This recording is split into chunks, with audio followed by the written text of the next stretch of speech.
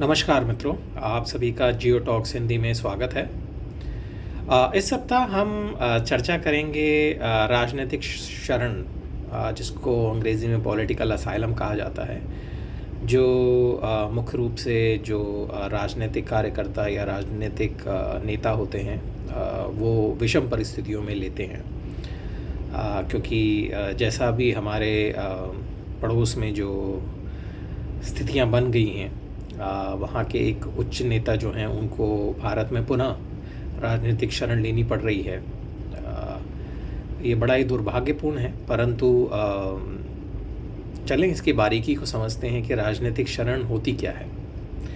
राजनीतिक शरण उन व्यक्तियों को दी जाती है जो अपने देश में, होम कंट्री में, अपने राजनीतिक कार्यों के कारण या अपने राजनीतिक मत के कारण जिनके ऊपर ये खतरा होता है कि उनका प्रोसिक्यूशन, मतलब उनकी प्रताड़ना हो सकती है, उनके साथ अन्याय हो सकता है, उस तरह के लोगों को संयुक्त राष्ट्र ने एक व्यवस्था उनके लिए कर रखी है, पॉलिटिकल असाइलम की, राजनीतिक शरण की। और जो रिफ्यूजी होते हैं उनसे पॉलिटिकल असाइलम अलग होती है, असाइलम सीकर। क्योंकि जो रिफ्यूजी होती हैं, शरणार्थी, वो उनका ये है कि वो भी प्रताड़ना की वजह से अपने राष्ट्र से प्रयाण कर रहे होते हैं, परंतु उनको ये शरणार्थी का दर्जा दिया जा चुका होता है और मुख्य रूप से वो एक लंबे काल तक जिस भी देश में जा रहे हैं उसमें अपने आप को स्थापित करने की उनका प्रयास रहता है। और जो राजनीतिक शरण लेने वाले इच्छुक होते हैं, पॉलिटिकल असाइलम सीकर्स, वो मुख्य रूप से राजनीतिक कार्यकर्ता ही होते हैं। अच्छा, जो हर शरणार्थी है वो असाइलम सीकर होता है, परंतु हर असाइलम सीकर रिफ्यूजी नहीं होता। तो ये एक थोड़ा सा बारीक पॉइंट है, इसको हमें समझने की ज़रूरत है।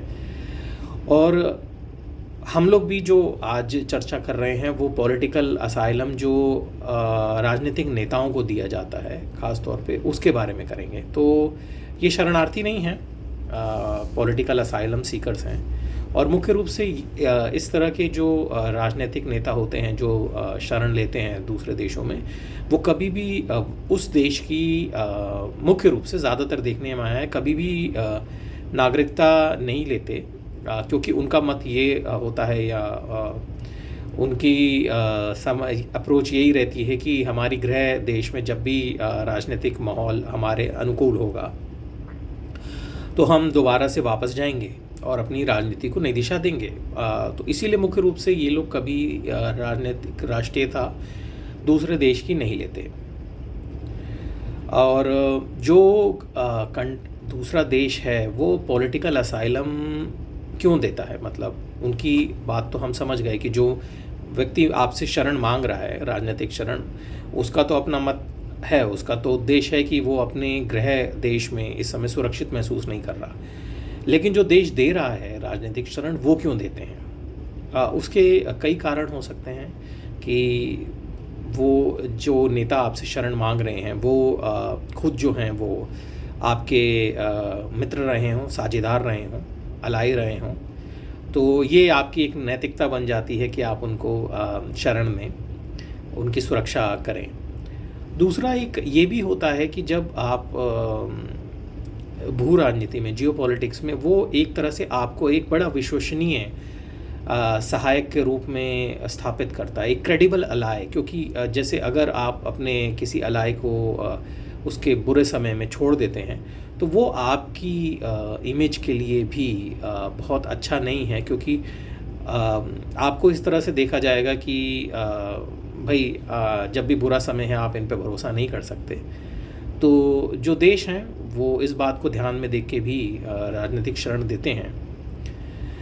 और दूसरा क्या है, ये अपनी एक राजनीतिक सोच के लिए भी दिया जाता है कि आप किस तरह की आइडियोलॉजी, विचारधारा को राजनीति में फॉलो करते हैं। अब जैसे कुछ अगर साम्यवादी देश हैं, कम्युनिस्ट देश हैं, तो अगर वो एक कम्युनिस्ट लीडर किसी अपने देश से सत्ताच्युत होते हैं, सत्ता से हटाए जाते हैं और उनकी जान माल को खतरा होता है, तो ये स्वाभाविक है कि वो किसी साम्यवादी देश का ही रुख करेंगे।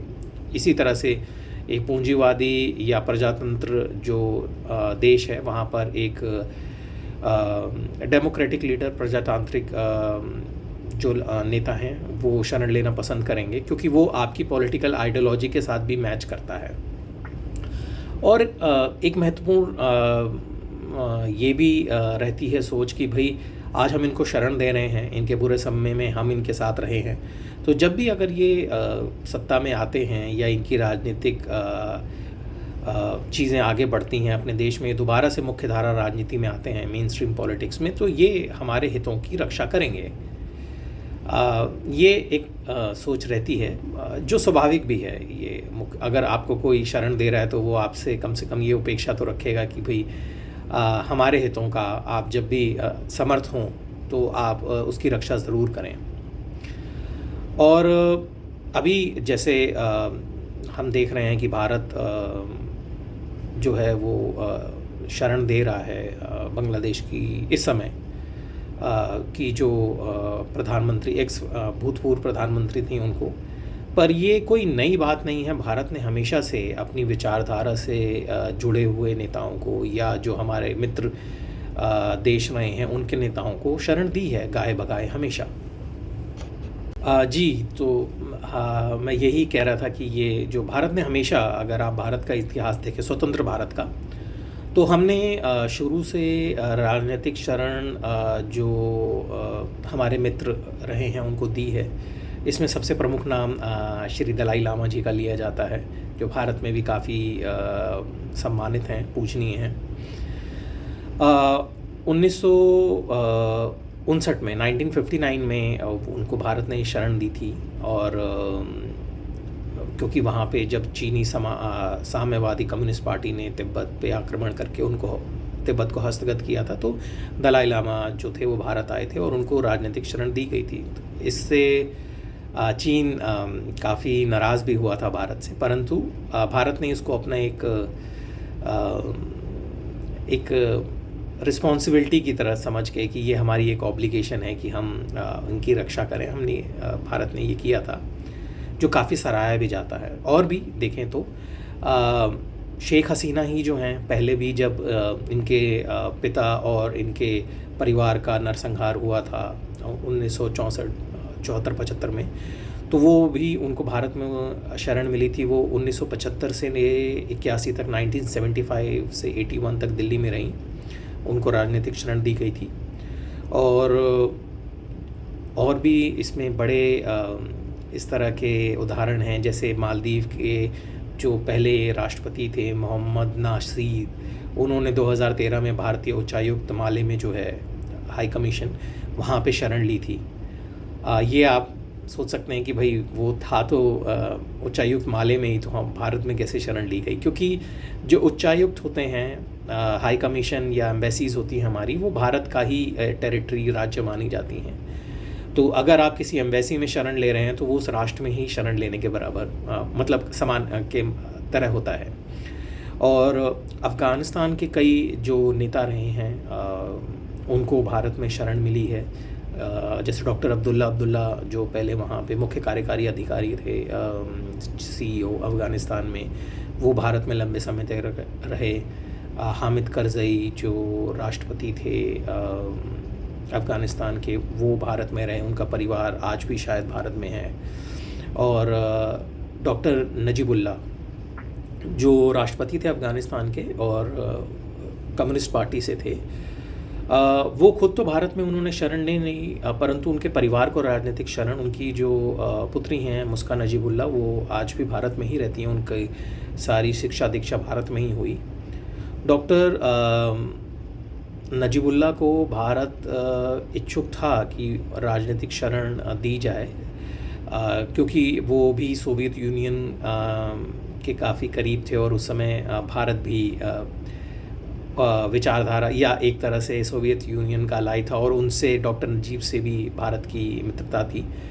पर डॉक्टर नजीबुल्ला कभी भी अफ़गानिस्तान छोड़ना नहीं चाह रहे थे। इस वजह से वो भारत में उनको राजनीतिक शरण नहीं मिली।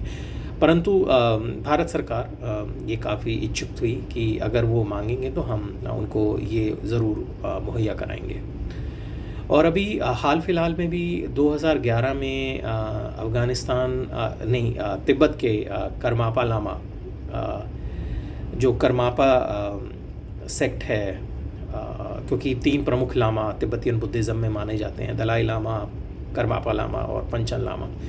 तो करमापा लामा 2011 में तिब्बत से भारत आए थे। रुमटेक मोनेस्ट्री जो है वहाँ पे मठ, वहाँ पे उन्होंने शरण ली थी और भारत ने उनको राजनीतिक शरण दी थी। तो भारत का हमेशा से इतिहास रहा है कि हम राजनीतिक शरण देते हैं। अब इस मामले में भारत सरकार क्या करेगी नहीं करेगी, ये तो भारत सरकार ही इसका उचित निर्णय कर सकती है, क्योंकि इसमें अगर आप किसी विवादास्पद नेता को जब आप शरण देते हैं तो उसके पीछे और भी कई सारी पहलू होते हैं जो आपको देखने पड़ते हैं। जैसे कि इस समय जो वहाँ पे उनके गृह राष्ट्र में, देश में जो लोग सत्ता में हैं, वो इस चीज़ को किस तरह से देखेंगे, और वहाँ की जो मौजूदा सरकार है वो उनके लिए ये उनकी उपस्थिति उनके किसी पड़ोसी देश में कैसे देखी जा सकती है। तो इसमें कई सारी चीज़ें होती हैं, इसीलिए इसको ये नहीं कहा जा सकता कि केवल मीडिया रिपोर्ट्स को देख के कि हमें किसी को राजनीतिक शरण देनी चाहिए कि नहीं देनी चाहिए, क्योंकि इसके पीछे काफ़ी विस्तृत एक पॉलिसी होती है और हर पहलू को देखा जाता है। तो ये इसका निर्णय केवल सरकार ही कर सकती है और उन्हें ही करना चाहिए। इस चीज़ को हम लोग मीडिया में अपना मत तो दे सकते हैं, परंतु निर्णय सही तो केवल सरकार ही ले सकती है। मित्रों, आप सभी से निवेदन है कि आप जियो टॉक्स हिंदी को सब्सक्राइब करें। जैसे आज हम मुख्य रूप से केवल मध्य पूर्व, मिडल ईस्ट और अफ़गानिस्तान, पाकिस्तान का विषय ही लेते हैं, भू नीति से जुड़ा हुआ। तो आप सोच रहे होंगे कि आज ये विषयांतर कैसे हो गया, आज हम राजनीतिक शरण पर चर्चा कैसे कर रहे हैं। ये मुद्दा वहाँ से भी काफ़ी जुड़ा हुआ है और भारत ने वहाँ पर भी ख़ास तौर पे कई अफ़गान नेताओं को भी शरण दी है उसमें पहले। तो ये विषयांतर नहीं है, ये भी एक मुद्दा है जो इस क्षेत्र से भी जुड़ा हुआ है। तो आप सभी से निवेदन है कि आप कृपा करके जियो टॉक्स हिंदी से जुड़ें। धन्यवाद।